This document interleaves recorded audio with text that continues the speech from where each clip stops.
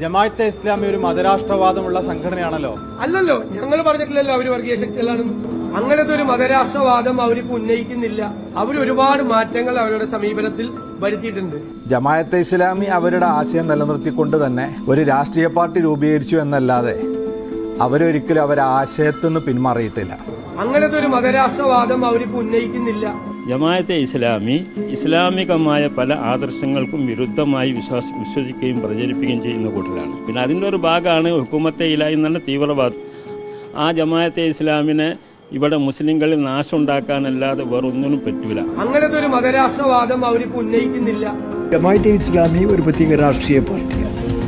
അവർക്ക് രാഷ്ട്രീയമായ കാഴ്ചപ്പാടുകളുണ്ട്. അതിനെ ആദർശപരമായി വളരെ ശക്തമായി എതിർക്കുന്ന ഒരു പ്രസ്ഥാനമാണ് മുജാഹിദ് പ്രസ്ഥാനം.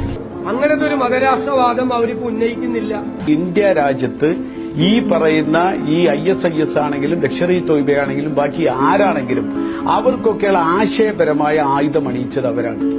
അങ്ങനത്തെ ഒരു മതരാഷ്ട്രവാദം അവർക്ക് ഉന്നയിക്കുന്നില്ല.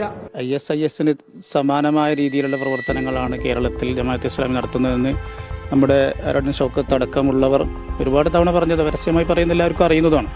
അങ്ങനത്തെ ഒരു മതരാഷ്ട്രവാദം അവർക്ക് ഉന്നയിക്കുന്നില്ല.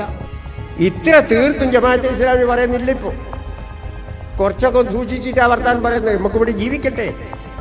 അപ്പൊ അതെല്ലാം പരിഗണിച്ചിട്ട് ചിലപ്പോൾ ഡെമോക്രസി മറ്റേ സെക്യുലറിസം എന്നെല്ലാം പറഞ്ഞുവിടും.